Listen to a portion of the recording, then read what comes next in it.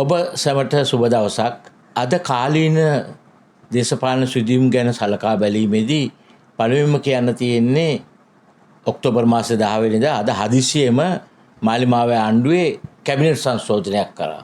දැන් ඒගොල්ලෝ පහුගිය දවස්වල කිව්වේ ඒවා සංශෝධන වැඩක් නැහැ කරන්නෙත් නැහැ කියලා. දැන් මේ හදිසියේ මේක ආවේ ඇයි? මම හිතනවා එක්තරා ආකාරයක ආණ්ඩුවේ අභ්‍යන්තරයේ පවතින දේශපාලන අර්බුදයක ප්‍රකාශනයක් ඇත්ත. මේක අපිට දකින්න පුළුවන් වෙයි. අපි තව ටිකක් කලක් ඉඳිමු. මේක ටිකක් ඉස්සරහට යනකොට අපිට මේක දකින්න පුළුවන් වෙයි.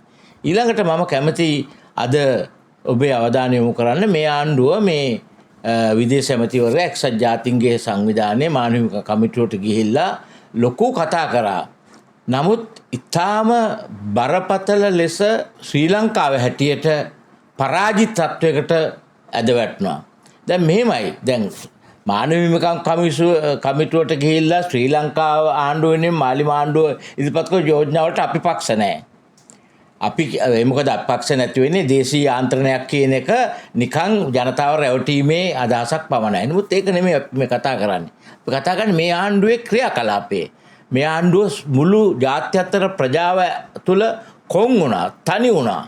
ඉතාම බරපතල ලෙස විදේශ ඇමති ඊයේද පෙරේදා පාර්ලිමේන්තුවේ කියනවා මුදල් ඉතුරු කර ගැනීම වෙනුවෙන් යෝජනාවක් ගෙනාවේ නැහැ කියලා. මං කියන්නේ මේ තරම් හිඟන රටක්ද අපි?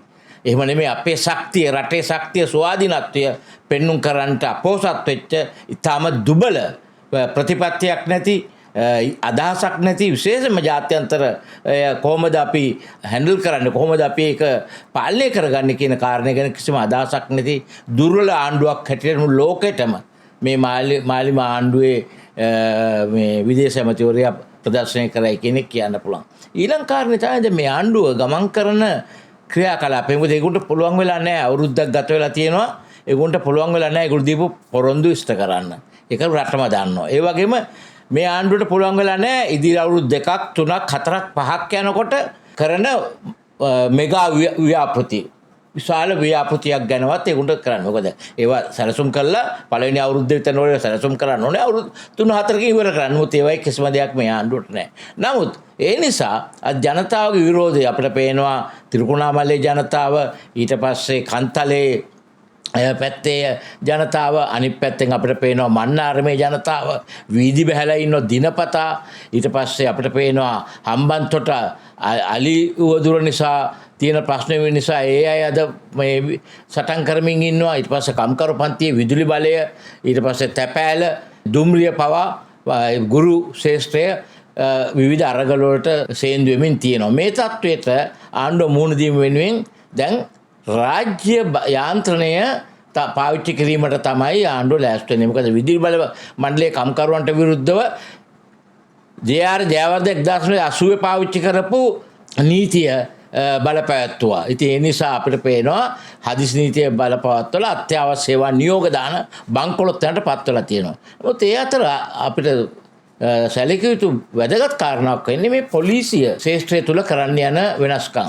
දැන් පොලිස් කොමිසම තමයි ඉහළ නිලධාරීන් මාරු කරන්නේ, උසස් වීම් දෙන්නේ, පොලිසිය සම්බන්ධව යම් තීන්දුවක් ඕන නම් පොලිස් කොමිසමට දාලා පොලිස්පති අනුමත කරගන්න ඕන. නමුත් ඒ తත්වය අයින් කරලා පොලිස්පතිට තනි බලයක්, පොලිසිය ස්ථාන මාරු කරන්න, ප්‍රොමෝෂන් දෙන්න, සියලු දේවල් වලට තනි බලයක් දීලා තියෙනවා. මේයි පොලිසිය ජනාධිපතිවරණයගේ උපකරණයක් හැට පාවිච්චි කිරීම වෙනුවෙන් ගන්න පියවරක්. ඉතින් මේක ඉතා බරපතල දිස්ත්‍රික්. මේ කියන්නේ මේ ආණ්ඩුව පොලිස් රාජ්‍යයක් කරා ගමන් කිරීමේ පළවෙනි ලක්ෂණ අපි ඉස්සරහ අපිට ඇවිල්ලා තියෙනවා. මම හිතනවා මේ රටේ ජනතාව අපි දැනුවත් වෙන්න ඕනේ. මොකද තව මාසෙකින් නොවැම්බර් මාසෙ වෙනකොට අයවැය එනවා. ඊට පස්සේ ලෝක බැංකුව මේ ජාත්‍යන්තර මූල්‍ය අරමුදල ඊයේ ප්‍රකාශයක් කරා ඒගොල්ලෝ දෙන උපදේශ අනුව අයවැය ලේඛනය සකස් කරන්න ඕනේ. එහෙම නෙමෙයි නම් 6 වෙනි වාරිකය නතර කරන්න සිද්ධ වෙනවා කියලා. ඉතින් ඒ වගේ බරපතල කොන්දේසි වලටත් වෙලා ඉතාම මං කියන්නේ හිඟන ආණ්ඩුවක් බවට මේ ආණ්ඩුව පත්වලා තියෙනවා. මම මේ රටේ ජනතාව කම්කරු පන්තිය වම ව්‍යාපාර දැනුවත්ව අපි ඒක රාශි වීමට කාලය පැමිණ තිනවා කියන එක තමයි මේ අවස්ථාවේදී කියන්න තියෙන්නේ.